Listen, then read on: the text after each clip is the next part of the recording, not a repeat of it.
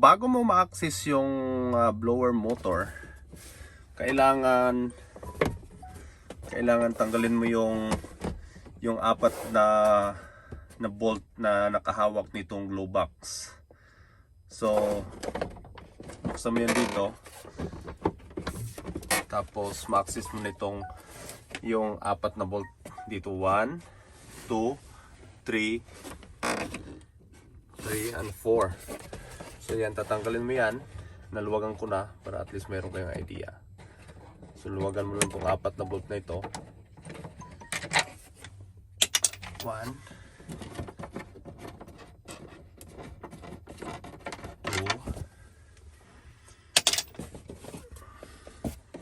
tapos 3. Yan. So yan, luwagan mo yan. At saka yung doon sa dulo. Yun. Yan, luwagan mo yan. Yan.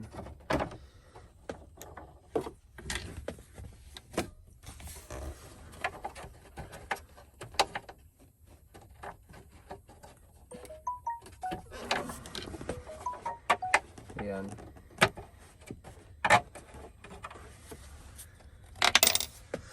Tapos yung isa doon dito sa ano.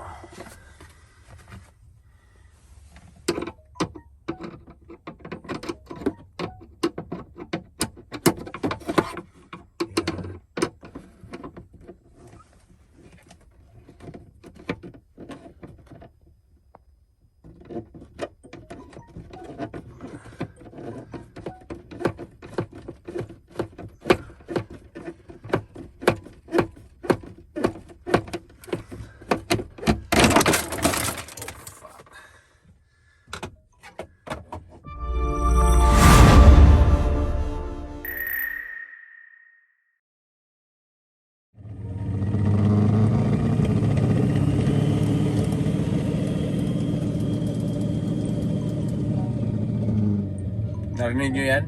Yan. Bago yung truck pero may problema yung kanyang yung kanyang blower motor. So yan, ipapakita ko sa inyo kung paano natin siya tatanggalin, at magpapalit ko ako ng blower motor sa bagong unit ng Kenworth. So shout out dyan sa mga owner operator na para at least may idea kayo kung ano yung maingay, at para at least makakasave kayo ng ng pera pagdating sa ituturo ko sa inyo kung paano siya magbabaklas at magpapalit ng blower motor. So ito yung blower motor. Tatlo lang yung kanyang mounting bolt.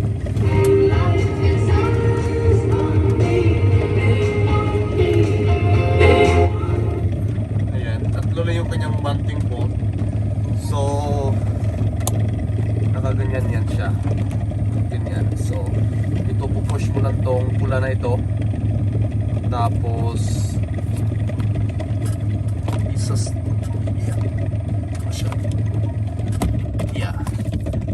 yan, tumigil na rin siya. Shut off ko na rin yan. Tapos ito yung tatlong torque screw, T20. Ito 1, 2 and 3. So yan. So yun lang yung tatanggalin. So ipapakita ko sa inyo paano siya tatanggalin.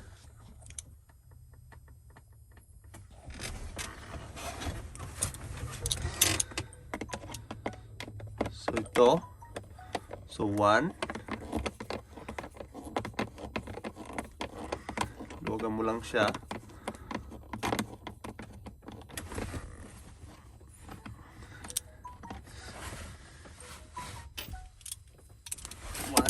2.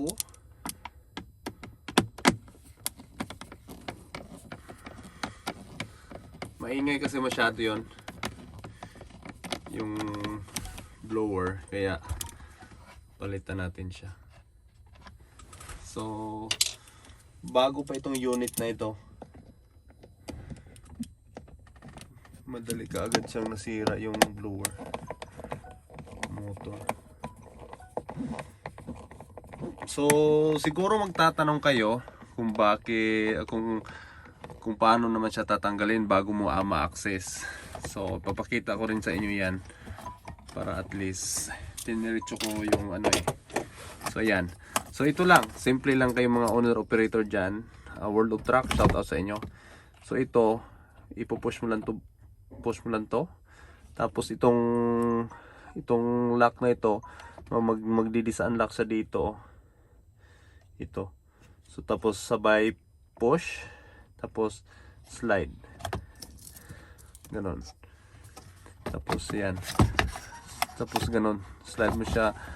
Kasi hindi mo siya matatanggal ganon, kaya iikot mo siyang ganon. Yan, ikot mo siya.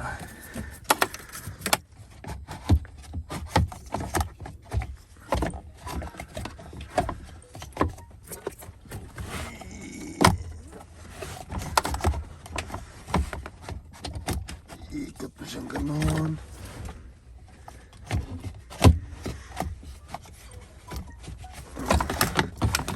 Siguro sa isang kabilang side. Yan. So sa kabilang side pala siya tatanggalin. Kasi hindi siya matatanggal dito, siya tatanggalin sa kabilang side. So ganun lang. Ganun. So ganyan yung position. Ikot mo siyang counterclockwise para ito ma-pray siya dito sa sa bakal na ito. Ganun. Yan, tanggal na siya. Yan. See? May problema yung bearing, oh.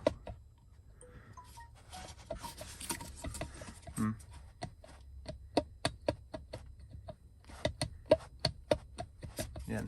So, may problema yung bearing. Ayan guys, meron na tayong bagong blower. So ayan, mapapansin nyo pagka ikotin ko ito. Yan o. Yan. Samantala yung bago, walang kaingay-ingay o. Tapos ito, see? Iyon yung iyon yung luma, ito yung bago. Napaka smooth. Ayan. So yun yung ating problema. May problema itong bearing na ito. May problema itong bearing. Kaya natin papalitan yan. Kasi kunting alog lang yan dito sa yan o. Laki no. Samantala ito wala o, 0-0. Kaya maingay yan pagka maingay. Kaya yan natin papalitan. So para at least makakasave kayo, tuturo ko sa inyo kung paano siya ikakabit na ngayon.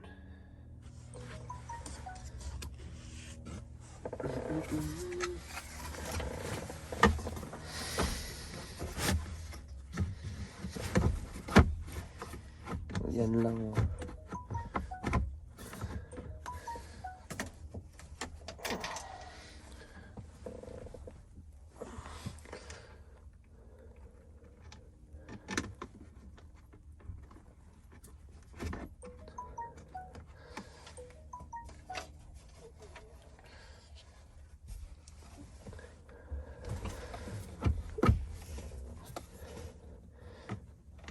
Shout out pala dyan sa mga tropa natin sa Saudi, mga mekaniko natin dyan sa Saudi, sa Qatar at saka sa Iraq na mga tropa natin dyan. Shout out pala sa inyo dyan. Ingat kayo palagi bro. At sa mga kapatid at mga kamag-anak ni Frank Asis, shout out pala sa inyo lahat dyan sa Pilipinas na laging nanonood sa mga video ni Doc Franklin.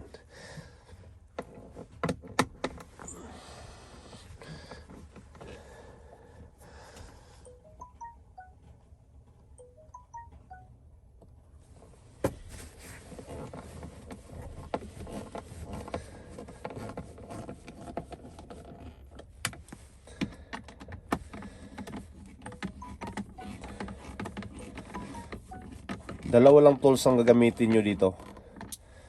Torx bet na T20 at Phillips screwdriver.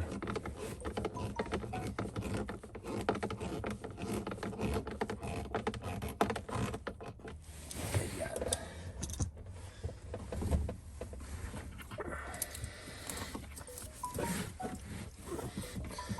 Tapos ikabit na natin itong plug. Yan.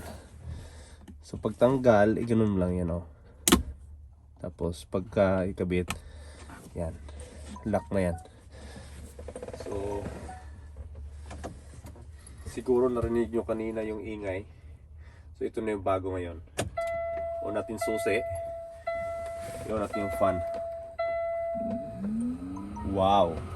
Napaka-smooth. Walang katunog-tunog. So, medium, high. Wow.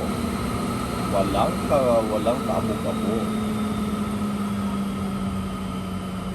Yan.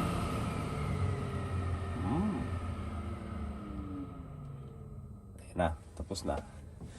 So, kakabit natin yung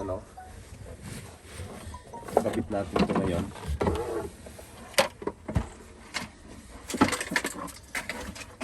At least meron kayong idea dyan, mga owner operator natin dyan sa so ito ilalagay natin dyan sa side.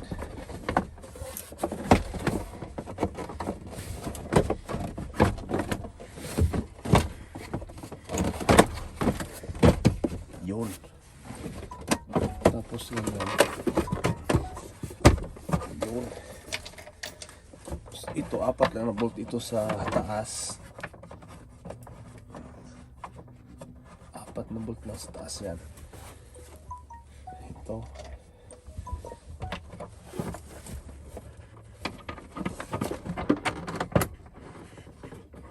Ayan.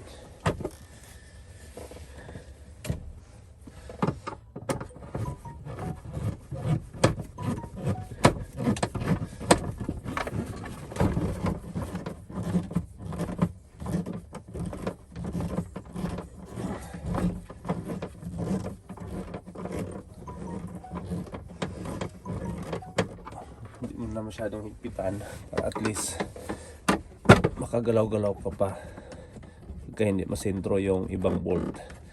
So pag na-trade na lahat yung 6 na bolt, saka pa lang mag-final higpit para at least make sure na sentro lahat ng mga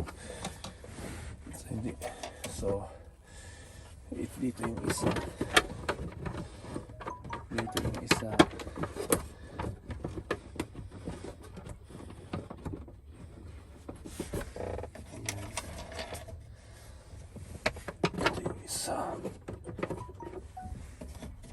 tsaka yung isa dito sa ilalim.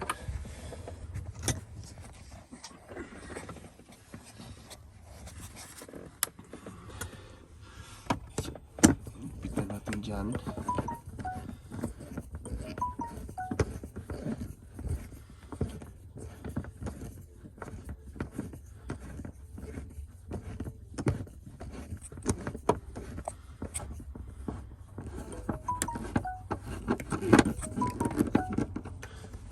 Dito isa.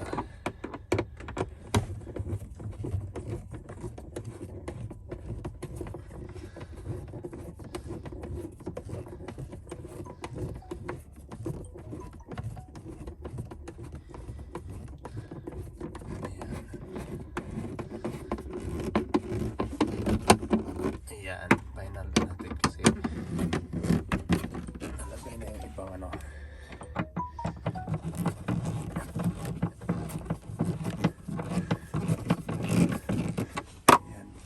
ito sa ilalim isa.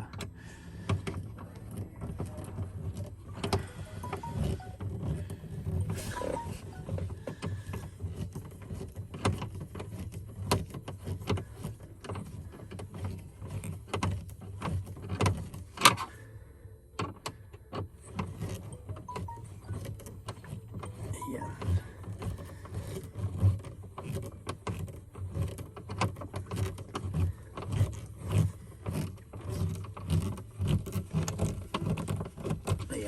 See? Ayos. Ayun. Tapos na.